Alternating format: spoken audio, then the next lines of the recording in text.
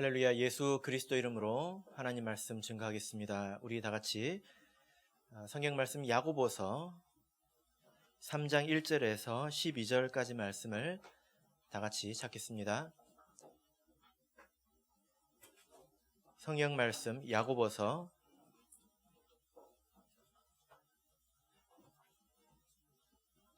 3장 1절에서 12절까지 말씀을 저와 여러분이 한 절씩 교독하겠습니다. 1절. 내 형제들아, 너희는 선생된 우리가 더 큰 심판 받을 줄을 알고 많이 선생이 되지 말라.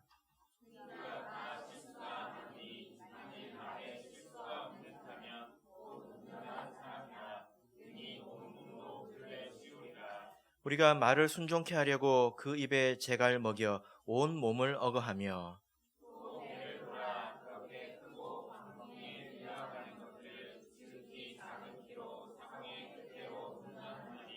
이와 같이 혀도 작은 지체로 돼 큰 것을 자랑하도다. 보라, 어떻게 작은 불이 어떻게 많은 나무를 태우는가.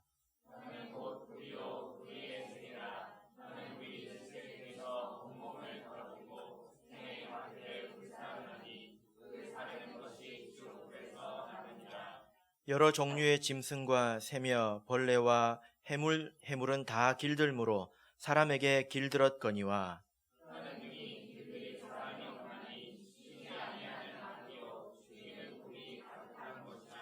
이것으로 우리가 주 아버지를 찬송하고 또 이것으로 하나님의 형상대로 지음을 받은 사람을 저주하나니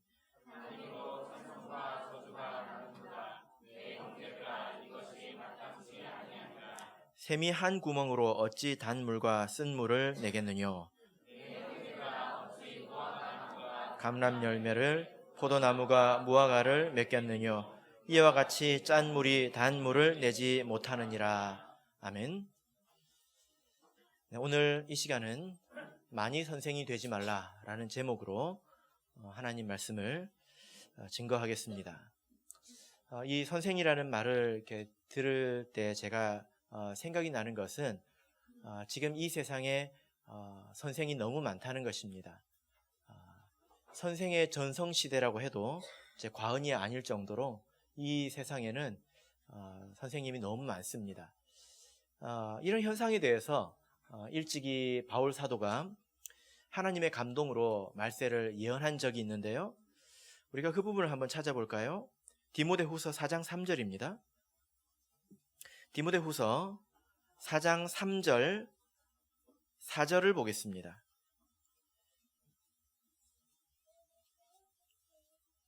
디모데후서 4장 3절 4절 읽겠습니다.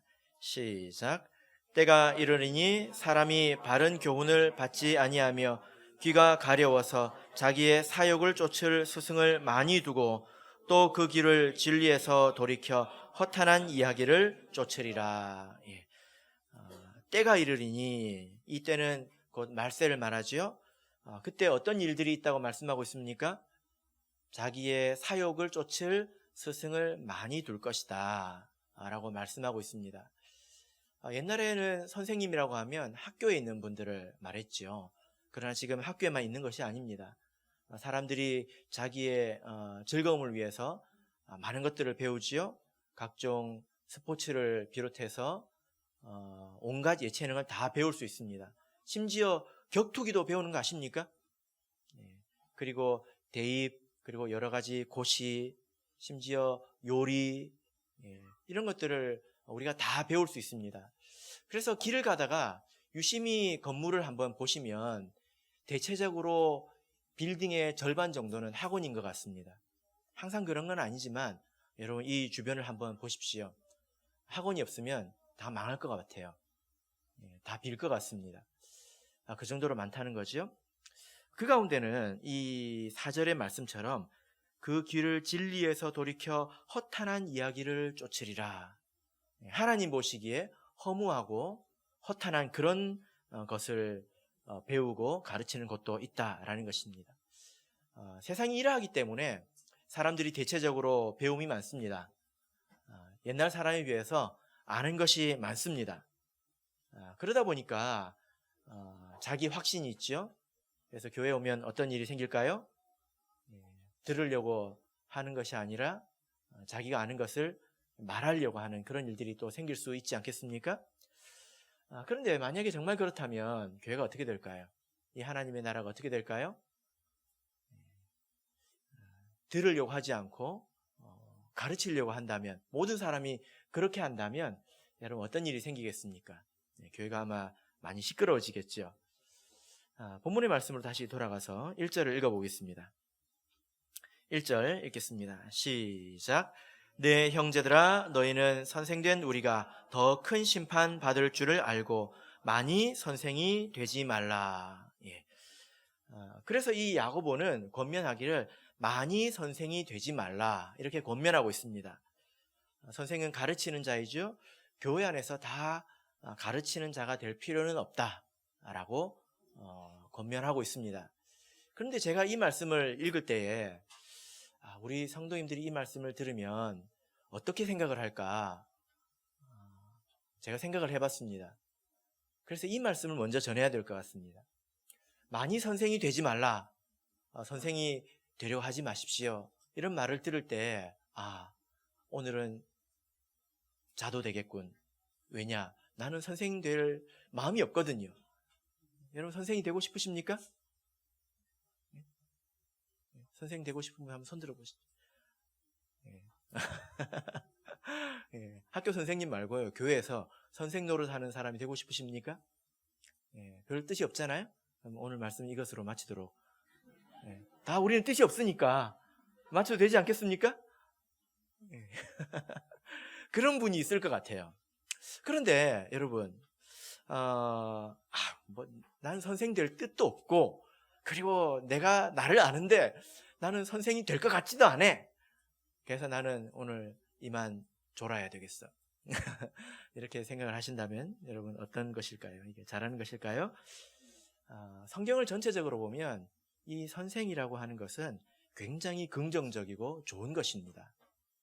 아주 좋은 것입니다. 예수님께서 자신을 일컬어서 뭐라고 하셨을까요? 선생이라고 하셨습니다.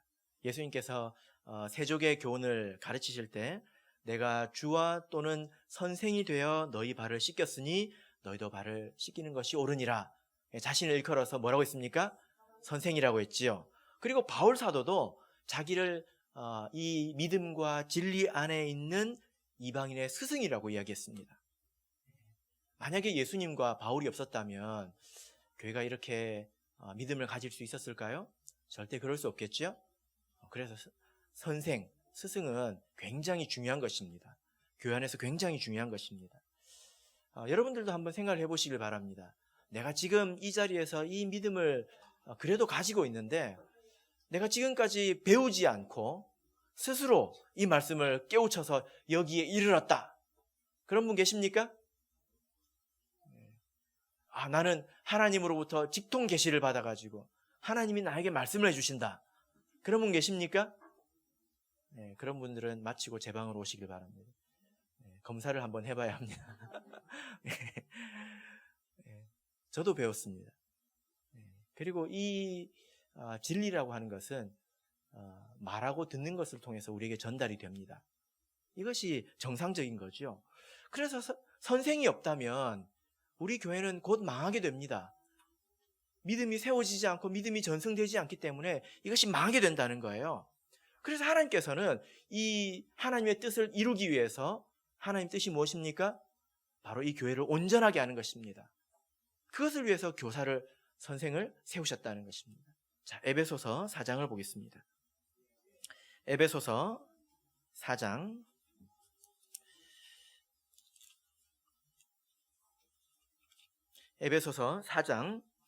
11절 12절을 보겠습니다. 에베소서 4장 11절 12절, 자, 우리 같이 읽겠습니다. 시작. 그가 혹은 사도로 혹은 선지자로 혹은 복음 전하는 자로 혹은 목사와 교사로 주셨으니 이는 성도를 온전케 하며 봉사의 일을 하게 하며 그리스도의 몸을 세우려 하심이라. 하나님께서 우리 성도를 온전케 하기를 원하십니다. 그리고 모든 성도들이 하나님을 섬기게 되기를 원하십니다. 그래서 그리스도의 몸이 세워져서 이 교회가 그리스도의 신부로 불리기에 손색이 없을 정도로 온전해지는 것을 하나님은 원하신다는 거예요. 그것을 위해서 하나님께서 하시는 일이 무엇입니까? 우리들에게 은혜를 베풀어 주시겠죠. 근데 어떻게 은혜를 베풀어 주십니까? 11절을 보면 직분을 세우신다는 거예요. 그 직분이 무엇입니까? 사도와 선지자, 그리고 복음 전하는 자, 그리고 목사와 교사라는 것입니다. 하나님께서 이런 직분을 세우셔서 그런 직분을 가진 자를 통해서 믿음을 전승하게 하시고 믿음을 세우셔서 하나님의 뜻을 이루어 간다는 것입니다. 자, 그러니까 이 선생, 이 교사는 좋은 것입니까? 나쁜 것입니까? 좋은 것이죠. 자, 그러면 우리가 이렇게 선생이 되고자 하는 마음이 있어야 될까요? 없어야 될까요? 있어야 되겠죠. 여러분 한번 자기를 돌아보시길 바랍니다. 서당계가 3년이면 풍어를 읊습니다. 식당계가 3년이면요 라면을 끓입니다. 우리는 교회를 몇 년 다녔을까요? 몇 년 다녔을까요? 그렇게 자기를 보면 너무 연약하다는 생각이 들지 않습니까? 히브리서 5장 12절을 보겠습니다. 히브리서 5장 12절. 히브리서 5장 12절 같이 읽겠습니다. 시작. 때가 오래므로 너희가 마땅히 선생이 될 터인데 너희가 다시 하나님의 말씀의 초보가 무엇인지 누구에게 가르침을 받아야 할 것이니 젖이나 먹고 단단한 식물을 못 먹을 자가 되었도다. 여기 보면 한탄이 들어있습니다. 때가 오래므로 신앙생활을 한 지 오래됐다는 것입니다. 그래서 우리가 마땅히 선생이 되어야 할 터인데 이것은 자기가 믿는 바에 대해서 확신이 있다는 거예요. 그리고 믿지 않는 사람들에게 자기의 믿음을 증거할 수 있다는 것입니다. 그리고 하나님께서 살아계신다는 것을 내 삶으로 보여줄 수 있다는 것입니다. 마땅히 그렇게 돼야 될 터인데 여전히 다른 사람이 붙들어줘야 되고 초보적인 믿음에 대해서 여전히 흔들리고 그런다면 안타까운 것이라는 겁니다. 우리 스스로 자기에 대해서 이런 한탄이 있어야 된다는 거죠. 그죠? 그래서 우리가 내가 가진 믿음에 대해서 확신을 가지고 다른 사람에게 전할 수 있고 또 가르칠 수 있는 사람이 되고자 하는 마음, 이 마음을 갖는 것은 절대로 나쁜 것이 아닙니다. 좋은 것입니다. 하나님께서 그런 자들을 기뻐하시죠. 만약에 여러분들께서 정말 하나님께 기쁨을 드리길 원한다면 믿음을 더 쌓으십시오. 그리고 그것을 다른 사람에게 전할 수 있는 그런 사람이 되십시오. 하나님께서 그러면 기뻐하십니다. 디모데전서 5장을 보겠습니다. 디모데전서 5장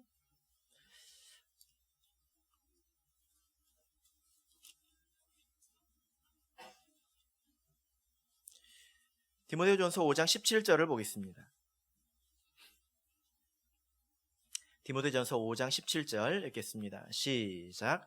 다스리는 장로들을 배나 존경할 자로 알되 말씀과 가르침에 수고하는 이들을 더할 것이니라. 이런 자를 존중히 여기라는 거죠. 잘 다스리는 장로들을 존중하라는 것입니다.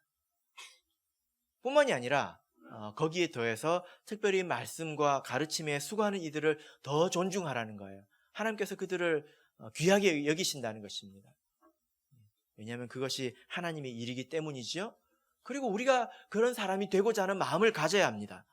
디모데전서 3장 1절을 보겠습니다.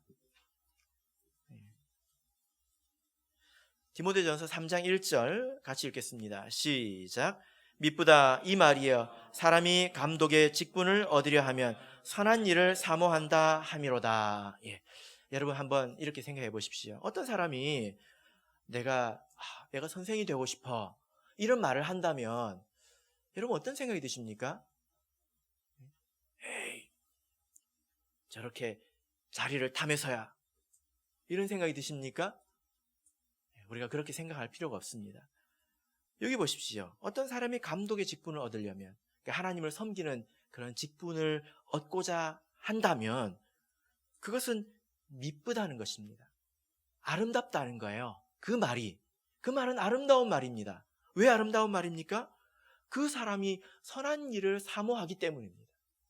이렇게 우리가 하나님의 백성으로서 하나님의 진리를 알아서 그것을 익혀서 다른 사람에게 전하고자 하는 마음을 가지는 것이 악하다고 말할 수 있습니까? 그것을 앞도 뒤도 없이 자리를 탐하는 자라고 그렇게 우리가 정죄할 수 있습니까? 그럴 수 없겠지요. 그래서 우리가 야고보서의 이 말씀을 듣기 전에 먼저 우리에게 이런 선한 소망, 내 믿음의 성장을 원하고 그리고 확신 가운데 거하고 내가 알고 있는 것을 다른 사람에게 어떻게 하면 조금 더 잘 전할 수 있을까?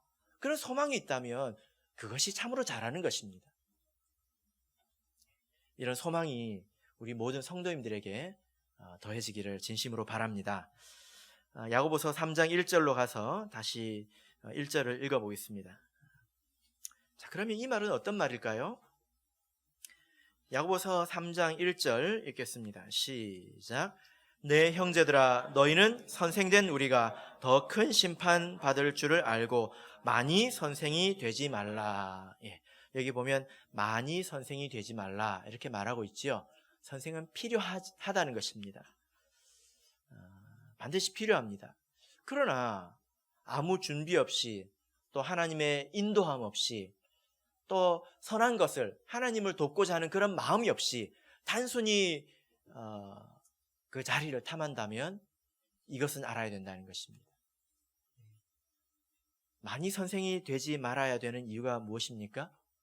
여기 보면 아주 분명한 이유가 있지요. 그래서 하나님의 인도함 없이 선한 소망 없이 자기 자신을 위해서 교회 와서 마구잡이로 떠든다면 어떤 일을 겪게 된다고 말하고 있습니까? 많이 선생이 되지 말아야 될 이유가 무엇입니까?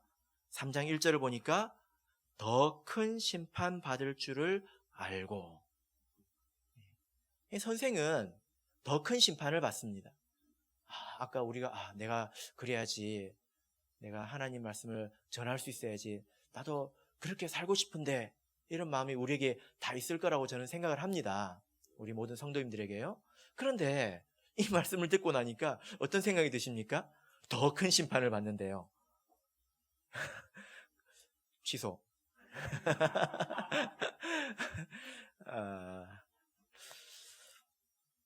하나님의 심판이 더 엄격하다는 것입니다. 선생에게 있어서 하나님 심판이 더 엄격하다는 거예요. 더 큰 심판이라는 것은 이런 뜻입니다. 같은 잘못을 해도 선생에게 임하는 심판이 더 크다는 것입니다.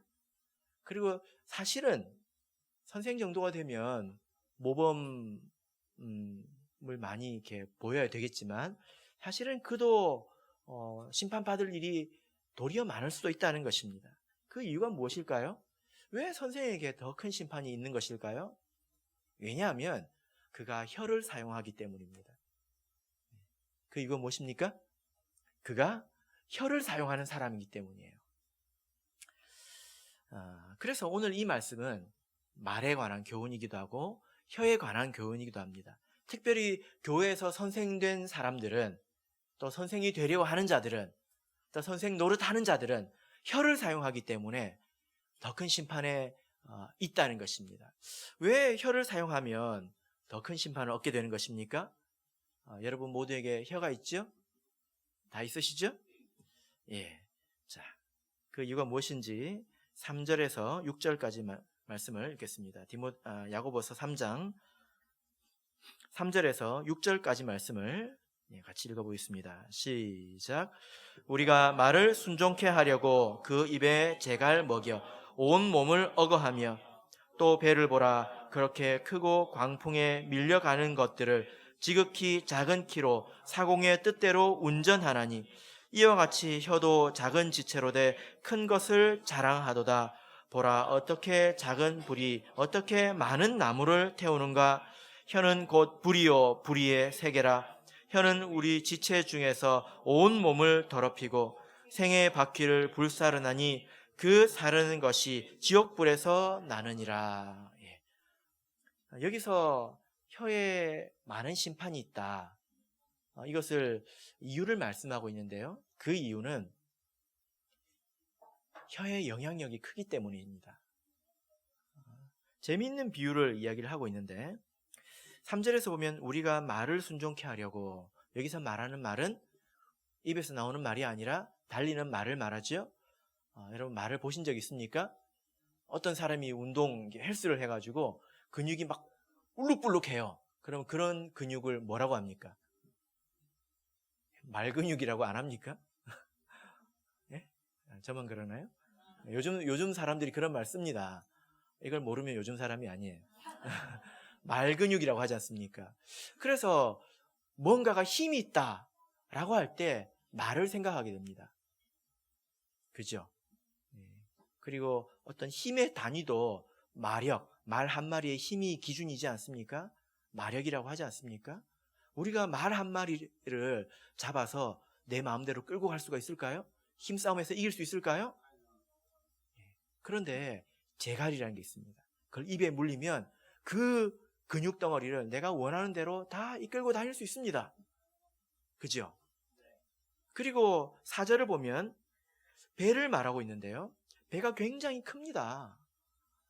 제가 거제도에 살면서 배를 보고 굉장히 놀랐는데요. 실제로 가서 보시면 어마어마합니다. 멀리서 보면 잘 느낌이 안 와요. 가까이서 보면 아파트 단지가 하나 떠다니는 것 같아요. 엄청나게 큽니다. 깜짝 놀랄 정도로 큽니다. 그런데요, 그것만큼 또 놀라는 일이 뭔지 아십니까? 그 배를 움직이는 것은 굉장히 작다는 거예요. 저런 걸로 배가 움직이나? 할 정도로 작습니다. 이것은 무엇을 비유로 하는 것입니까? 사람의 혀를 비유로 하는 거죠. 사람의 혀가 이와 같다는 것입니다. 아주 작은 것이지만 큰 것을 움직이게 한다는 거예요. 작은 것이지만 그 영향력이 굉장히 크다는 것입니다. 그래서 5절을 보면 어떻게 작은 불이 어떻게 많은 나무를 태우는가 이렇게 말을 하고 있지요. 입에서, 이 혀에서 나오는 말은 아주 작은 것이지만 그 파급력이 굉장히 크다는 거예요. 그죠? 여러분 산에 불이 났습니다. 이 큰 산을 태우려면 얼마나 큰 불이 있어야 될까요? 화염 방사기가 있어야 되지 않을까요? 호 하고 이렇게 태워야 되지 않을까요? 그렇습니까? 아닙니다. 작은 성냥 하나면 충분하지요. 그죠? 오래전에 미국에서 큰 불이 났습니다. 시카고에서 불이 났는데 얼마나 불이 심하게 났냐면요. 집이 7만 5천 채가 탔습니다. 7만 5천 개 집이 탔습니다. 그런데 그 불은 작은 집 하나에서 시작됐습니다. 만약에 어떤 사람이 담배를 피다가 담배꽁초를 산에 딱 버렸어요. 온 산이 타버렸습니다. 결국 경찰에 잡혔습니다. 근데 이 사람이 되게 억울해하는 거예요. 아니, 나는 담배꽁초 하나 버렸는데 내가 태운 거는 요만큼밖에 안 된다. 요만큼밖에 안 된다. 근데 왜 나한테 온 산을 태운 책임을 나한테 묻느냐? 이렇게 이야기하면 누가 이해해 줄까요? 어휴, 그렇군요. 당신이 태운 건 요만큼이군요. 이렇게 받아줄까요? 아니죠. 그렇지 않습니다. 작은 것이 온 산을 태울 수 있는 것입니다. 혀가 그렇습니다. 이 말 한마디가 사람을 살릴 수도 있고 사람을 죽일 수도 있습니다. 특별히 교회에서는 더욱더 그러지 않습니까? 믿음이 있는 사람에게는 더욱더 그렇습니다. 요즘 세상에서도 악플이라고 여러분 아십니까? 뉴스에 기사가 달리면 사람들이 근거 없이 이유 없이 그 사람을 막 비난하는 그런 댓글들을 막 달잖아요. 그걸 보고 사람들이 자살도 합니다. 마음의 상처를 받아가지고요. 그럼 그거 굉장히 큰 죄를 지은 거죠. 근데 우리 믿음 안에서는 어떻습니까? 제가 이런 적을 본 적이 있습니다. 실제 있었던 일인데요. 어떤 그 학생이 믿음을 잃었습니다. 그런데 어떻게 믿음을 잃었냐면 교회에 대해서 되게 비판적인 마음을 가지고 있더라고요. 제가 그 이야기를 들었을 때 좀 어처구니가 없었습니다. 왜냐하면 여러분들도 사실 교회 사정을 잘 모를 수 있습니다. 어른들도요. 깊이 잘 모를 수 있습니다. 충분히 설명을 듣지 않으면 잘 모릅니다. 그죠? 제가 생각할 때 학생들은 더 모를 것 같아요. 저도 학생 시절을 돌아다 보면 그때 교회에 이런저런 일이 많이 있었는데 저는 모르고 살았습니다. 우리 학생들은 뭐 교회 일에 대해서 얼마나 압니까? 그런데 뭘 아는 것처럼 이제 비판을 하고 그럴 때 제가 어떤 생각이 들었냐면 도대체 어디서 저런 마음이 생겼을까? 왜 저런 생각을 가지게 되었을까? 되게 의아했습니다. 그런데 이유가 있었어요. 그 이유가 무엇이었을까요?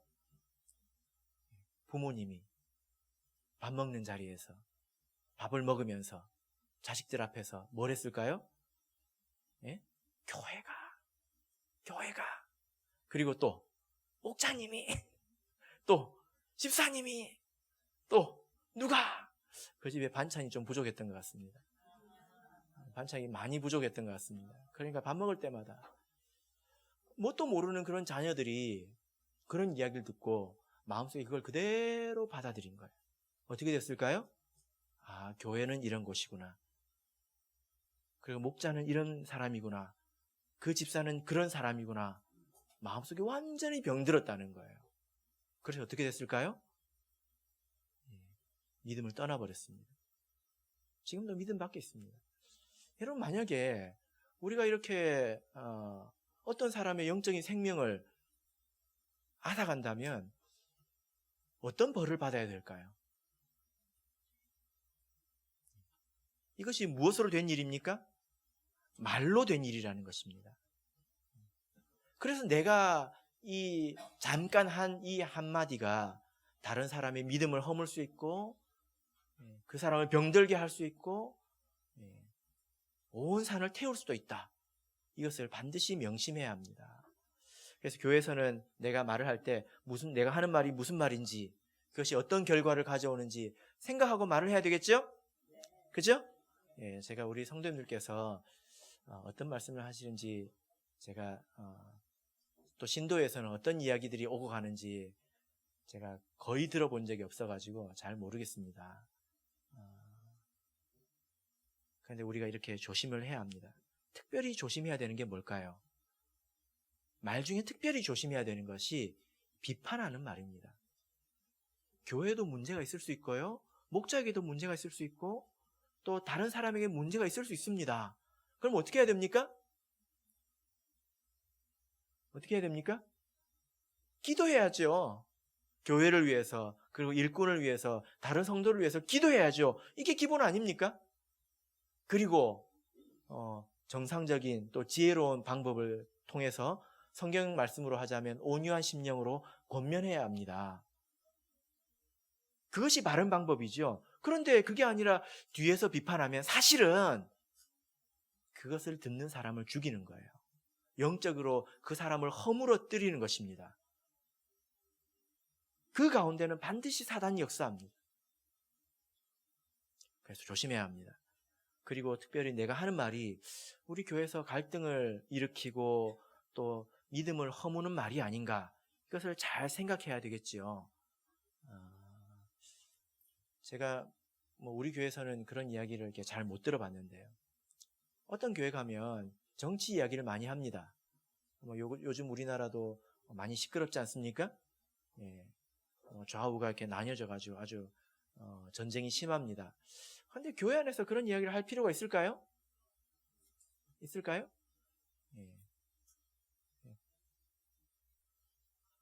우리는 이미 성경을 통해서 답을 가지고 있습니다. 무엇이 답입니까? 뭐가 답입니까? 정치에는 답이 없다. 이게 우리의 답이에요. 그죠? 정치에 답이 있습니까? 대통령 잘 뽑으면 우리나라가 거룩해지고 복음이 전파됩니까? 그렇습니까? 아니죠. 우리가 성경 말씀을 통해서 아는 것은 하나님께서 자신의 뜻을 이루기 위해서 나라의 지도자를 세운다는 것입니다. 그리고 그들을 위해서 기도하라는 것이 하나님의 뜻입니다. 누가 됐든지 간에. 그게 하나님의 뜻입니다. 우리는 그 이상의 말을 할 필요가 없습니다. 그리고 거기에 소망을 두지 말아야 돼요. 근데 교회 와서 이런 말 저런 말 해서 분쟁이 일어나고 싸움이 일어나고 그럴 필요가 있을까요? 없지요. 그런 말을 교회에서 안 하는 것이 좋습니다. 맞습니까? 예. 이쪽이나 저쪽이나 다 똑같습니다. 그리고 교회에서 세속적인 이야기, 드라마 이야기, 그리고 특별히 자랑 중에 제일은 무엇입니까? 예? 자랑 중에 제일은 자식 자랑이지. 그리고 돈 자랑이죠. 그죠? 예, 자식 중에 제일은 자식 자랑, 자랑 중에 제일은 자식 자랑이고 돈 자랑입니다. 제가 어느 교회에서 이런 말을 했더니 우리 이제 한나회쯤 되는 자매님들이 모여가지고 어떤 이야기를 했대요. 어떤 이야기를 제가 이제 그걸 전해 들었는데 어떤 얘기를 했을까요? 그러면 교회에서 무슨 말을 하라고? 입을 닫고 살라는 거냐? 예. 할 말이 없다는 거예요. 그렇습니까? 한나회 오늘 이렇게 줄 맞춰서 앉으셨네. 예? 예, 딱 물어보기가 좋네요. 드라마 이야기, 자식 자랑, 돈 자랑, 뭐 이거 빼면 할 말이 없나요? 있잖아요. 그죠? 그래서 제가 그 말을 듣고 그게 무슨 말이지? 잘 이해가 안 됐습니다. 우리는 믿음 안에서 모든 이야기를 할 수 있습니다. 자식 이야기도 할 수 있고요. 돈 이야기도 할 수 있습니다. 근데 그 중심에 믿음이 있어야 되지, 다른 사람과 갈등을 일으키는 그런 세속적인 생각이 들어있어서는 안 된다는 거예요. 그죠? 교회에서 돈 이야기 해도 됩니다. 설교 중에는 돈 이야기 하면 안 됩니까? 예? 됩니까? 안 됩니까? 뭐라고요? 예? 설교 중에는 돈 이야기 하면 됩니까? 안 됩니까? 예수님께서 하신 말씀의 절반이 돈 이야기예요. 아십니까? 성경 읽어보십시오. 예수님께서 하신 이야기 중에 절반이 돈 이야기입니다. 그럼 예수님이 돈 이야기 하신 겁니까?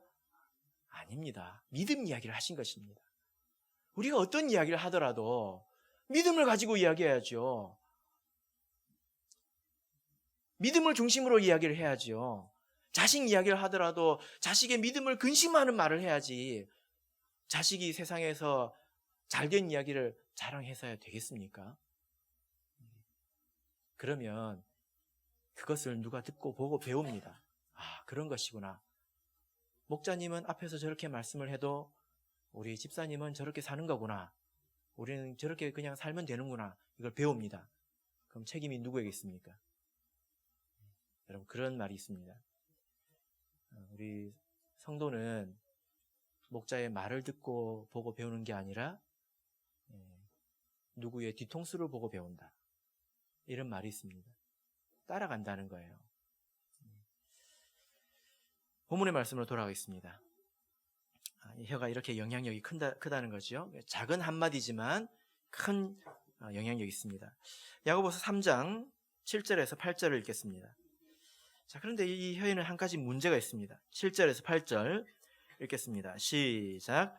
여러 종류의 짐승과 새며 벌레와 해물은 다 길들므로 사람에게 길들었거니와 혀는 능히 길들일 사람이 없나니 쉬지 아니하는 악이요 죽이는 독이 가득한 것이라. 예. 그래서 여러분, 내가 말을 한마디 해놓고 아니면 그만이지, 그렇게 생각하면 안 됩니다. 듣는 사람은 마음이 많이 상하지요. 내가 말을 잘못했다고 생각하면 회개해야 합니다. 깊이 회개해야 합니다. 근데 어떤 분들은요, 자기가 말실수를 하는지 안 하는지도 모르는 분도 있습니다. 그런 경우도 있습니다. 여러분 어떠십니까? 나는 말실수를 잘 안 하고 산다, 하지 않는다. 혹시 그런 분 계십니까? 여기서 보면 하나님의 말씀은 무엇입니까? 혀는 능히 길들일 사람이 없나니, 혀는 길들일 수 없다. 이게 하나님의 말씀입니다. 그런데 어떤 사람이 만약에 나는 말실수 별로 안 해요 라고 말한다면 그 사람이야말로 가장 위험한 사람이 되겠죠. 그죠?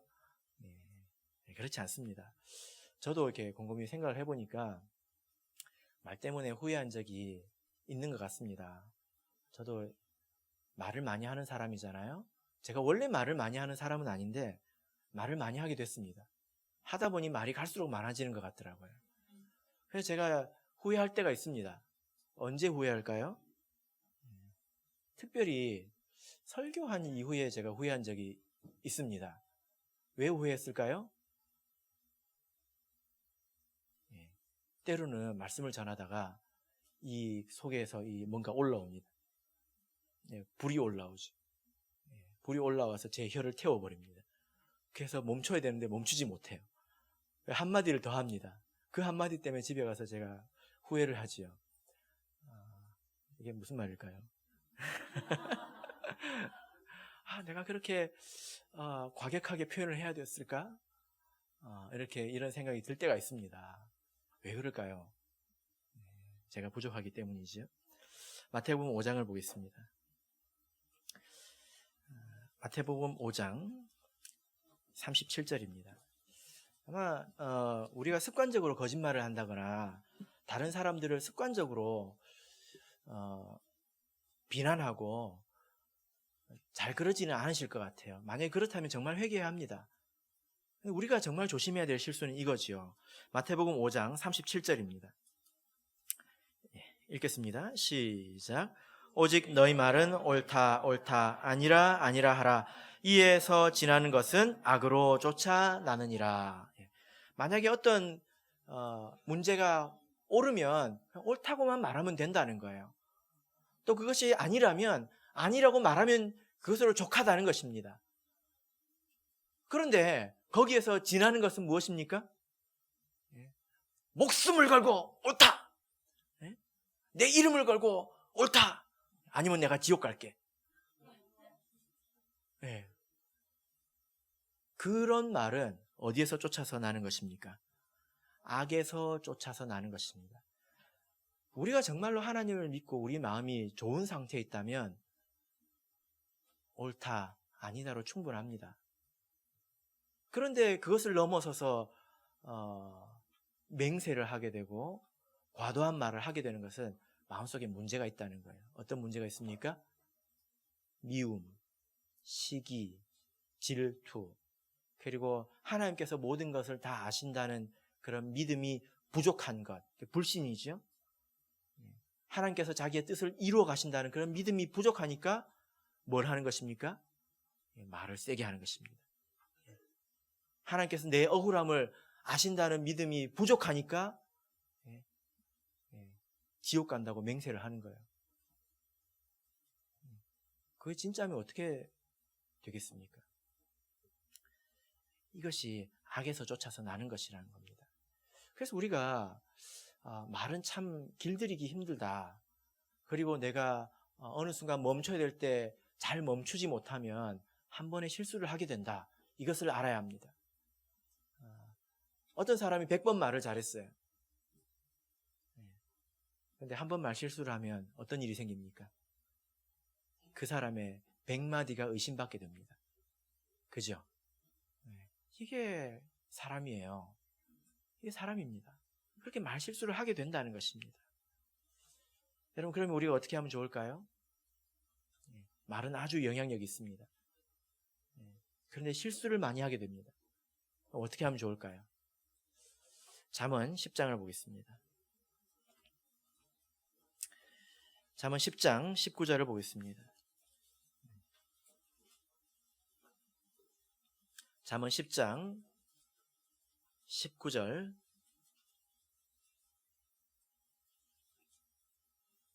같이 읽겠습니다. 시작. 말이 많으면 허물을 면키 어려우나 그 입술을 제어하는 자는 지혜가 있느니라. 말이 많으면 허물을 면키 어렵다라는 것입니다. 그럼 우리가 어떻게 하면 될까요? 말을 적게 하면 되겠죠. 그리고 말을 할 때 이것이 필요한 말인가 생각을 하면 됩니다. 무엇을 위해서 내가 이런 말을 해야 되는가 생각을 하면서 말을 하면 되는 거겠죠. 우리에게 부족함이 있지만 하나님께서 우리를 불쌍히 여겨주실 것입니다. 자, 다시 본문으로 돌아가서 야고보서 3장 9절에서 12절을 보겠습니다. 결론적인 말씀인데요. 야고보서 3장 9절에서 12절 같이 읽겠습니다. 시작. 이것으로 우리가 주 아버지를 찬송하고 또 이것으로 하나님을 형상대로 지음을 받은 사람을 저주하나니 한 입으로 찬송과 저주가 나눈도다. 내 형제들아, 이것이 마땅치 아니하니라. 샘이 한 구멍으로 어찌 단물과 쓴물을 내겠느뇨. 내 형제들아, 어찌 무화과 나무가 감람 열매를 포도나무가 무화과를 맺겠느뇨. 이와 같이 짠 물이 단물을 내지 못하느니라.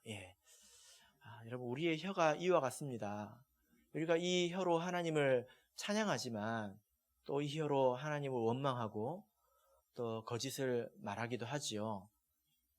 근데 그것은 신앙이 미성숙한 것이라는 겁니다. 신앙의 성숙이 무엇입니까? 말을 잘하게 되는 거죠. 말을 말답게 하게 되는 것입니다. 하나님께서 이 세상을 지으실 때, 이 모든 좋은 것을 지으실 때 말씀으로 지으셨죠. 가라사대 빛이 있으라 하셨습니다. 그래서 여러분의 혀가 얼마나 고귀한 것인지 한번 생각해 보십시오. 내가 말을 잘하면 사람을 살립니다. 생명을 얻을 수 있습니다. 그 혀로 복음을 전한다면 생명을 얻을 수 있습니다. 그 다른 사람들을 위로할 수 있습니다. 우리가 하나님의 형상대로 지음을 받았기 때문이지요.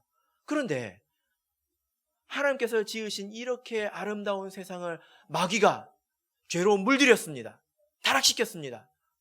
무엇으로 타락시켰습니까? 마귀가 무엇을 사용했습니까? 하나님이 정녕 이 모든 나무의 실과를 먹지 말라 하더냐? 하고 질문했죠. 그죠? 그리고 그 여인이 대답하니까 아닌데? 하고 마귀는 갔습니다. 마귀가 사용한 것은 혀입니다. 우리도 죄로 물들었기 때문에 이 혀에서 독이 나올 수도 있어요. 다른 사람들을 파멸로 이끌고 죽일 수도 있습니다. 여러분, 그래서 우리의 이 혀가 두 가지 면을 가지고 있다는 거예요. 저는 어떤 생각을 해보냐면, 우리가 성령을 받는 것은 굉장히 특별한, 성경에서 굉장히 특별한 그런 이제 경험이죠. 하나님과 떨어졌던 우리가 드디어 이산가족 상봉하듯이 이렇게 상봉을 하는 것입니다. 만나는 것입니다. 그런데 그 만남의 그 증거가 어디에서 나타나게 됩니까? 혀에서 나타나게 되지 않습니까? 그죠? 우리의 혀가 변해야 된다는 것입니다. 우리가 하나님을 믿는 사람이라면, 성령을 받은 사람이라면 우리가 사람을 살리고 하나님을 찬양하고 마땅히 진리를 전하는 혀를 가져야 되지, 원망하고 불평하고 다른 사람들을 파멸로 이끄는 그런 말을 해서는 안 됩니다. 때로는 사단이 역사할 때요, 성도의 혀를 통해서 역사하기도 합니다. 그런 경우가 있습니다. 근데 하나님께서, 성령께서 역사하셔서 그 사람을 세우실 때 또 우리의 혀를 사용하기도 하십니다. 그렇지 않습니까?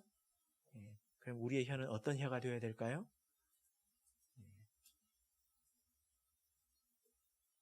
사람을 살리는 혀가 되어야 되겠죠.